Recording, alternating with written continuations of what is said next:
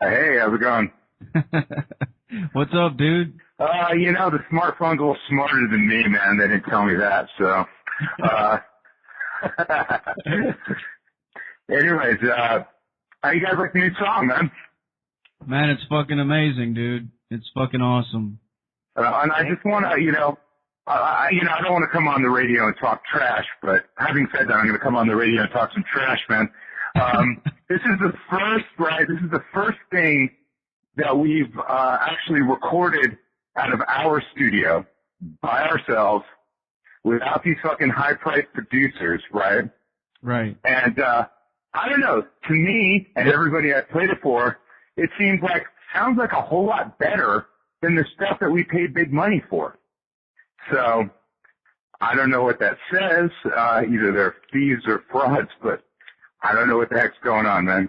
Yeah, So, I was just telling Cam, when I was listening to it, I was expecting it to have a different sound because you go into digital from analog, but it sounds just as good, if not better, than the other shit. I mean, I can't really tell.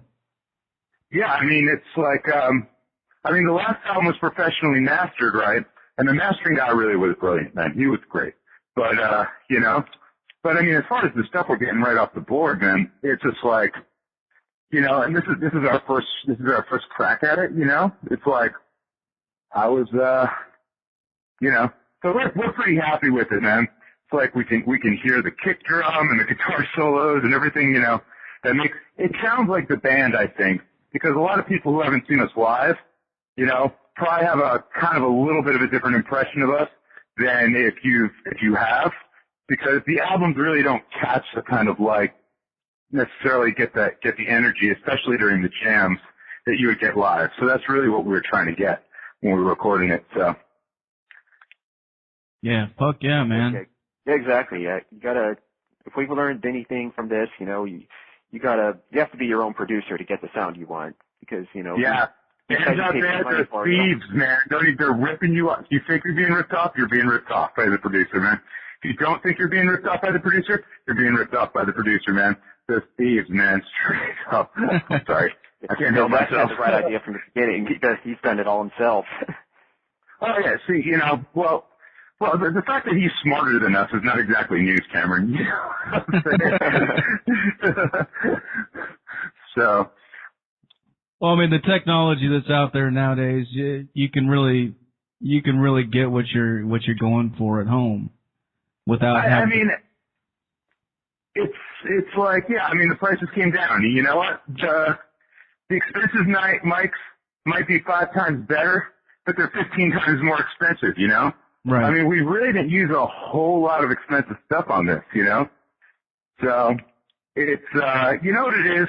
It's like, it's the ears, man. You listen to it, and then you change the stuff until it sounds like rock and roll, dude. It's like, you know what I'm saying? Right? If it doesn't sound right, you change it, right? If you can't hear the bass, you turn up the bass, right? Or you turn everything else down except for the bass, right? One way or the other, man, right? So, yeah, exactly. This is one of my deeper songs, I think this is.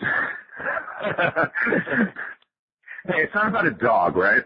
So, we haven't come out with a dog. We don't have a dog song for this album, and that's not by design. It's just like I couldn't think of one, but we do have one about ponies. So, all rainbows and ponies must die. Absolutely, man. Fucking love it, man. Yeah, it's like we really have nothing against like rainbows and ponies. It's against like people who like insist on like being spunky and like you having like chipper all the freaking time, right? So, I smile, those kind of people. Yeah. So what we're saying here is not that the rainbows and ponies are actually the problem, right? But that these people become so annoying that basically killing the rainbows and ponies to bum them out becomes the final solution, right? It's really their fault, We don't want people to think we're sickos or anything like that, So. Yeah, I kind of got the gist of it listening to it. I've been jamming it, fucking listening to it over and over. Awesome, man. Yeah, as soon as when I first read the title of it, I just cracked a smile on my face because I was like, "What is this gonna be?" Like, what the fuck have they done now? Let's fucking hear this shit. Yeah, it's, we don't, what's it? Oh, go ahead. How you doing, man? Okay, I was just gonna say, what have they done? What have they come up with this time? Yeah. So, this is Metal Devastation Radio, right? That is, yes. That is such a badass name, man. I'm gonna go and like spray paint an inverted pentagram on the 7-Eleven in your honor, like later this evening, man. I love that. Yeah, I can hear Cameron on the phone. He's like, it's metal, right? And then it's like, what is it? Metal Devastation. I'm like, oh, that's way better than the next word I thought was coming or something. Yeah, it would be like metal, whatever, you know.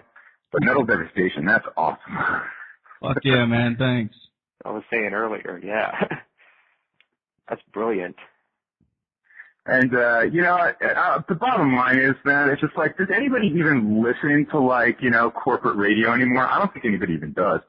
I personally do not know one person who listens to, like, mainstream radio anymore. Yeah, you know?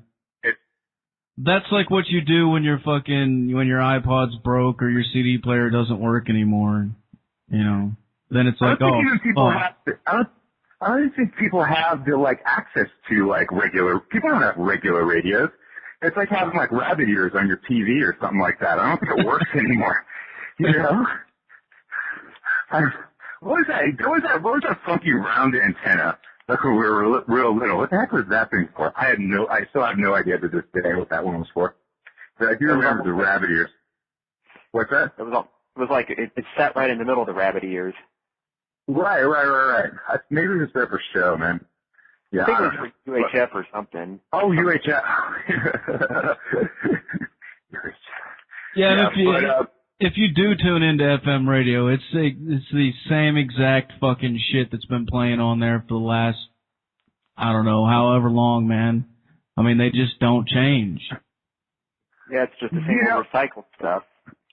Well, the bottom line is, you know, it's one company that owns all those stations, right? Exactly. Yep, Clear Channel. And the bottom line is they're not really even interested in having music on the radio anymore because, well, here's the thing, right?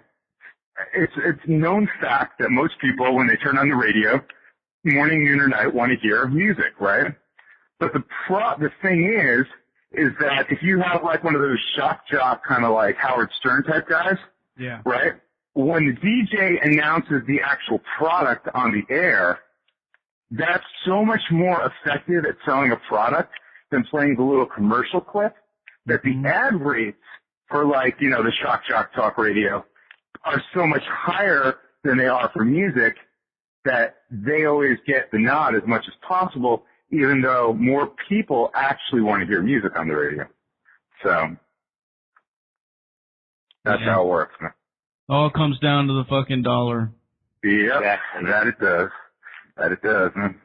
Yep, that's why independent musicians aren't making it on FM radio, because it's not bringing in the dollar that the pop musicians are. Well, nobody's listening to, I mean, it's all like YouTube now. I mean, or it's independent radio, or it's what, I mean, does MTV even have videos on it? I haven't had a TV since I'm like 12, man, but like, I don't even think they have videos on there anymore. Do they? Yeah, I don't even know. Like, what was it? A couple months ago, everybody was fucking raving about the VMAs and Miley Cyrus doing this and that, and I'm like, what the fuck are you talking about? MTV's still on fucking TV? Like, I don't know. Yeah, it was called MTV. It was originally supposed to be music television, but what music? That girl creeps me out with all her, like, multiple personalities, you know? Because, you know, she's like Hannah Montana, right? And she's Miley Cyrus. And then she's like a third person on the show that's not either of them, yet sometimes she's a singer and sometimes she's not. I just avoided the show. Yeah, I didn't even know who it was, man. I haven't had cable in so fucking long. You know, you hear, I've managed to catch that of all things. That and the one with, what's the blonde girl that used to play Clarissa in The Talking Cat? I like that show. The Talking Cat's awesome, man. The Talking Cat, man. Come on, dude. Everybody's seen The Talking Cat show.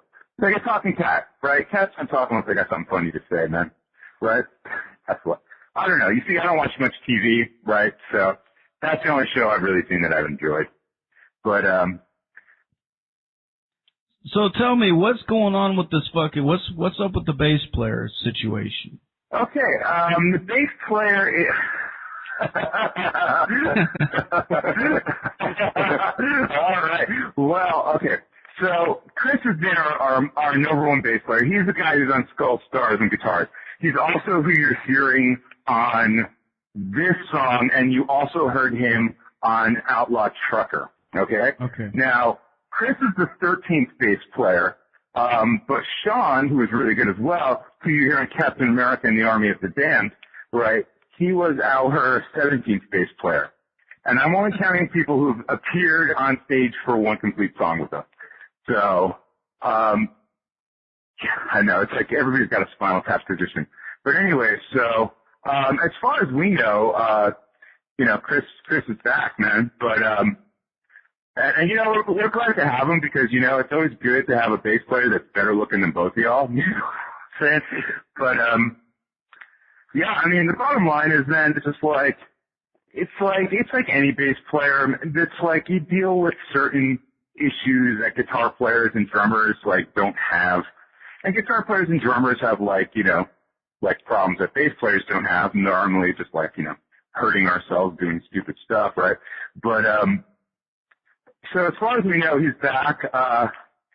He had a bunch of stuff. I mean, he's up in Oregon, right? Oregon or Idaho, seeing his kid. And, so, but, you know, I talked to him. He said he was down to play shows when he got back. So there it is. But, the show goes on regardless, I mean, of who's on the bass, man, you know? So, but, I mean, honestly, I mean, as far as if there is one bass player that has been the guy for this band, it's him. So he's the one everybody associates us with, and he's the one in all the pictures. And yeah, he's the one on Skull Stars and Guitars, which is obviously, you know, well, out of the two, then Skull Stars and Guitars was really big for us. So I mean, and that came on there, and you can tell the difference between the bass playing on that album and on the first album, you know, and it really does make a difference. So I mean, our band has always been built around, like, put a superstar at every position, right? But, superstars on bass, you know, less people play bass than play guitar and drums, right? Open the Guitar Center catalog. You open it the right way, it's guitars. You open it the backwards way, which I thought was funny, right? It's all the drums. And then you got bass and keyboards, so there's two pages in the middle, right? So, I mean, there's just less out there, but, you know, I'm personally very glad to like, have Chris back, and, you know, he comes in, it's just like, he nailed it, you know, he's sitting there, I'm like, well, we rehearsed this stuff, you know, I'm always like down for this like over-rehearsing. Why don't we just practice too much and be that much tighter, right? But he's just all like, yeah, well, I'm going to get up there, and, you know, and then he comes and he nails the stuff in 2 takes, man. So it's just like, so, I mean, what am I going to say at that point, man? You know? Like, yeah, I got a mix, man, you know? Well, that's fucking awesome, man. So how much longer do you think it'll be before we see a third album? Oh, God. You know what? I just don't want to jinx it at this point, man. Because if you'd asked me that, like, a couple years ago, man, like, I would have said, like, dude, it'll be done this year, no problem. Right. I mean, ultimately, well, I mean, there's a whole range of, like, logistical issues that we're dealing with that may blow up in our face, or may not blow up in our face. But, yeah, I'm not going to jinx it and say that, but just to let everyone know, right, we are moving along, right? I mean, I plowed through this stuff, right, and there will be no sacrificing quality to get it out faster, but it's just like, to be honest, man, it's just like, I mean, I got nothing better to do with my life than music, man. I discovered that a long time ago. So, I mean, as long we're just going to keep doing it, and we have to see, it also depends on how long we're going to make the album.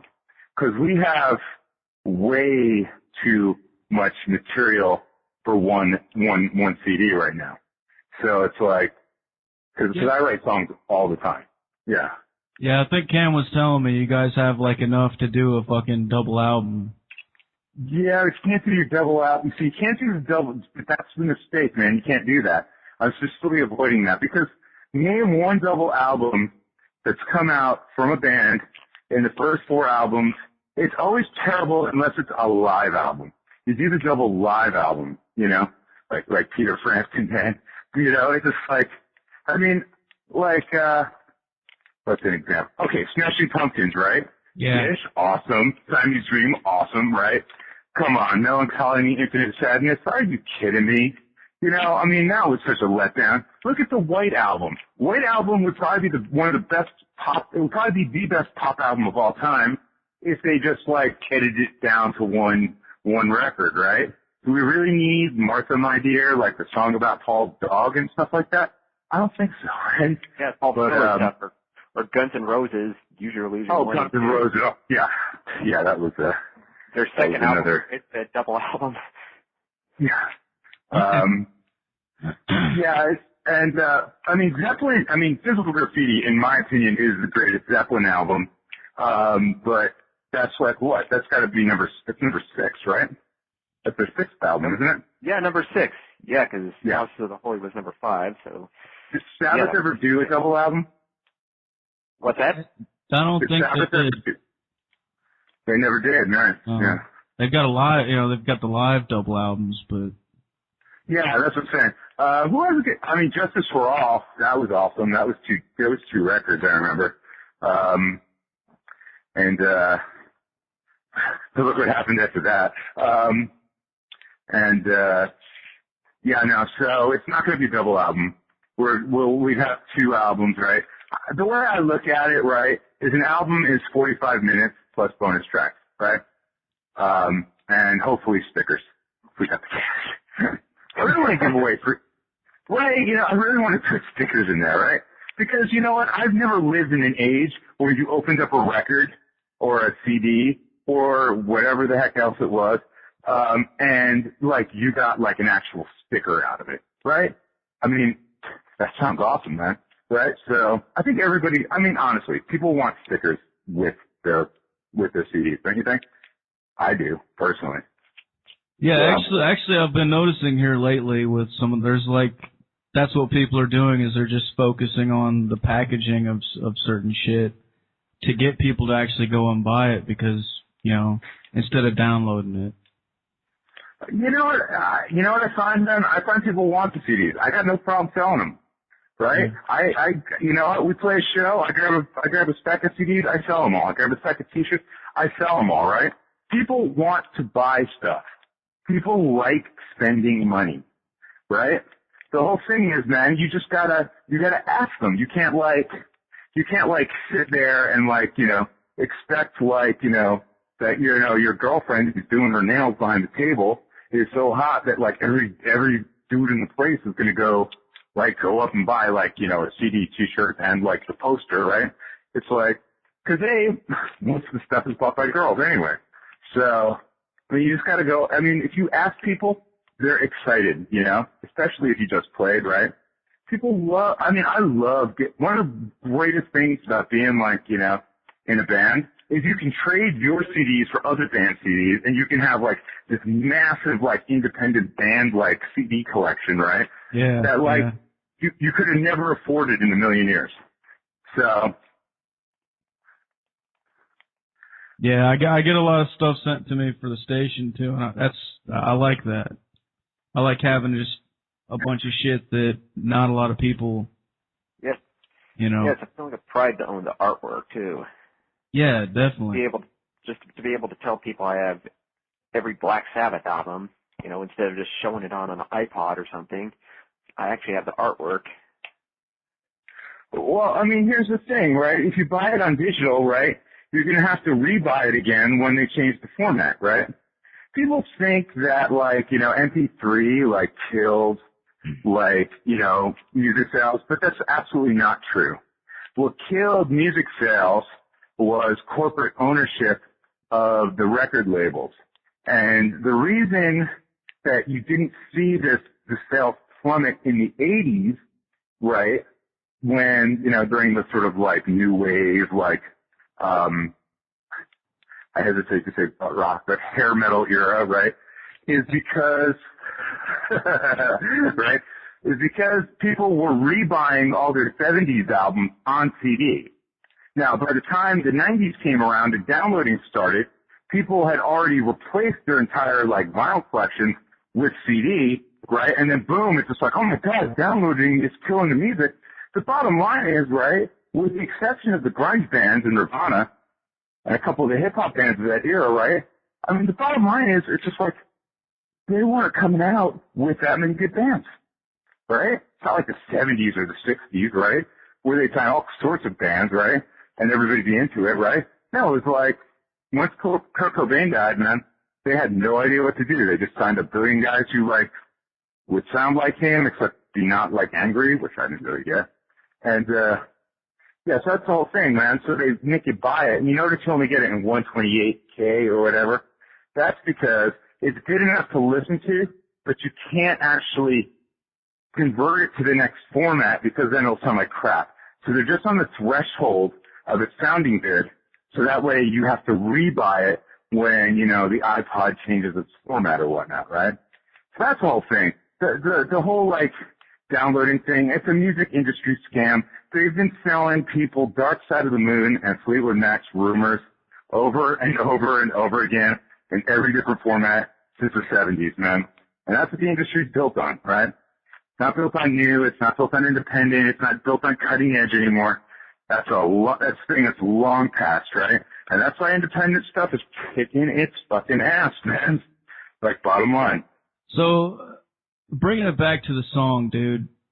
Absolutely. That fucking solo, man. Tell me about that shit. That shit is badass. Thanks, man. Well, you see, the thing is, the way I was kind of envisioning it, right, is it's just like, if it was really going to come down to it, right, it'd probably be like one giant, like, black, like, pony that could fly, right? That would be basically killing all the other ponies and all whatever the hell else is flying around and bumblebees and whatever. And it's wreaking havoc, right? And then at the end, it would come to a flaming crash, right? So I had this sort of end worked out of it, right? But in terms of, I played it a couple times and, everybody was telling me, like, dude, that's it, right? And then I'm like, you know what? Would it be cooler if I sort of made, like, the impression like it was coming out of the ground, like almost like an undead kind of thing, right? And that's where I got the beginning from. And after that, man, it's just like, once you sort of have the concept in your head, you just gotta let it kind of go, man, because, like, yeah, the whole trick with, it doesn't matter if it's a slow blues solo or if it's a really fast solo, man. It's like the dramatic form, right? It's got to hit certain peaks and certain points, right? Like a movie, you know what I'm saying? The shootout comes at a certain time, right? The car chase comes at a certain time. You can't have the shootout before they introduce the characters or else there's nobody else to introduce, right? The gratuitous titty scene comes at a certain time, right? So it's just like, you just got to build like a sort of subconscious kind of like feeling of that and then go with it, man. And, I'm just like, I just like to pick it up and play the hell out of it, man. I don't really think about it when I'm doing it. I kind of have like a crazy idea and then I'll just take it through the solo, man. But, I'm really trying to push it every time I play, man. So, you're never going to get like a lack of effort or lack of fucking intensity for me because, because guitar became boring at some point. People stopped listening to it, man. But everybody still likes it. And I'm really trying to bring that sort of intensity and that kind of like fire back into it. Yeah. So. I definitely felt that when I was listening to it. I was just like, God damn, man, he's fucking going insane. I can picture in my head you're fucking kicking over amps and shit. Yeah. I've blown them. No, you don't even know. I've blown them up. I get a little nutty on stage, It's like, remember that Mesa Boogie amp I bought, Cameron? The one I blew up like 6 times And then I took it to the shop, and the guy made fun of me for selling my Fender. Yeah, I remember you used to be able to smell that thing cooking on stage too during shows. I'd be sitting right next to that. Why'd you bring me that sissy stuff? I'm like, it's $1,500, top of the line, man. He's like, you know better than that. I'm like, yeah, I do. I'm like, yeah, no, it's just, yeah, that's the whole thing, man. And the style hasn't changed, but like, you know what? It's just like, okay, here's the deal. The producer of the last two albums, right, did not like how I played guitar. He just didn't like it, man. For whatever reason, he did not like it. Now, he liked how I sang. He's a big fan of my vocals, not a fan at all of my guitar playing. And you can hear that if you listen to the album, because the vocals are like, I mean, listen to Puppy, dude. Vocals are super loud, and the guitar solo is super buried, right? And that guitar solo is like, it's pretty intense in your face, right? But you don't get that kind of impression because it's mixed improperly, you know? And, I don't know, it just doesn't seem like a coincidence to me anymore, so. Yeah. But now, you know, now we're doing it ourselves, so we got no excuses, right? Nobody to blame nothing on, and that's how we like it. No prisoners, no excuses, man. You know, it's like, so you gotta play, man. Cause, it's gotta be exciting. Rock has always been exciting, you know? I mean, I grew up with punk rock and heavy metal, and Cameron much more like, you know, like, he's more into Maiden and stuff like that than I am. And like, but, although I like them too, right? But it's just like, man, like, the thing with punk and metal, both of them, man, both like super intense, right? And, you know, the reason we have like a rock and roll band, and we call it a rock and roll band, is because we want to bring that intensity back to rock rather than like bringing more of like, you know, sing-songy vocals back to metal. You know what I'm saying? Yeah. It's like, and I love the monster vocals, man, but I don't think it's appropriate necessarily for what we do. So, I mean, I listen to the music with the monster vocals and I love it, but, you know, I practice pretty hard, man, make sure that, you know, I can put in a competent vocal performance on this stuff, right? So, I mean, it's just like, cause I think that's what goes with this music, you know, cause, you know, I grew up with Misfits, Stan Big, that kind of stuff, so, and, as well as. That's one of the things that I really love about you guys' band, though, is like, I mean, it's a genuinely unique fucking sound. You don't sound like everything else that's out there.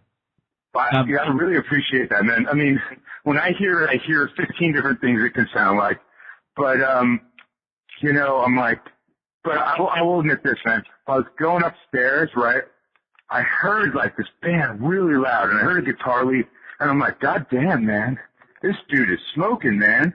I mean, I'm like, I think he's.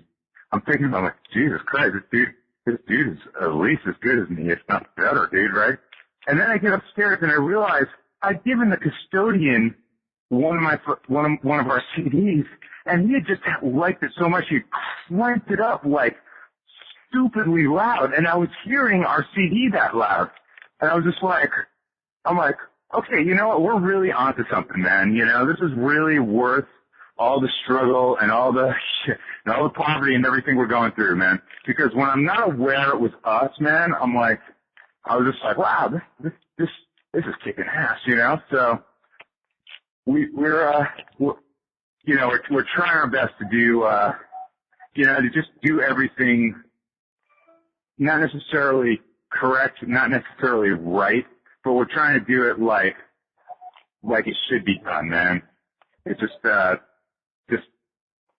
you know, just you can't I'm losing the words here, man. But just the intensity, the power, like the hugeness, like rock used to be big. It used to be like larger than life, you know. And we're trying to bring that back without like losing, like, you know what I'm saying? The like metal's still big, man, but you know, rock itself has gotten like a little too like, it's gotten a little too noodly and stuff like that, man. I mean, it's just like pick it up and play the hell out of it. That's what it is, man. That's our philosophy. So Yeah, bring the rawness back into it.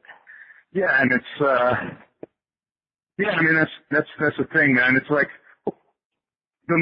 I like a lot of the drums of the new stuff, but you know, I don't think there's just not a whole lot of like guitar bands out there like that got guitars. I mean, I play guitar solos because that's what I like to hear when I was a kid. You know, I'm down for the 15-minute jams. I love that stuff, man. That's what, if I go to a show, I want to see jamming, right? Right, that's what I'm paying for, man. I know the song. I know the song goes right. I want to see the jams, you know, and you know, hopefully, like, we'll tell some other bands out there that can play, right, that like, hey man, it's totally cool, man, right? You can jam, and you know what? People like this stuff, and you know what? You're not going to be like ostracized, like, you know, because you guys have guitar solos. If it's good, people like it. People like guitars. They love guitars. The only thing that has more than guitars in this country is like what? Guns and dogs, basically, and trucks, maybe, right? But, well, that's largely the subject matter of our song. But, like, you know, people will like it.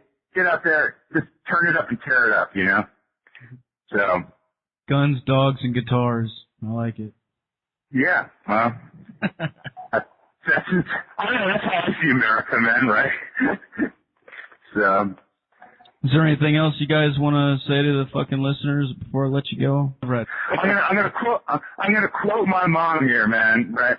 Like, the imitation always fears the real deal. You are the real deal, man. You are what's keeping metal not just alive, not just breathing, but you're what's keeping it kicking ass, along with all its like, you know, twisted rock and roll friends and all that stuff, man. It's guys like you that make it possible, and you're a musician as well, man.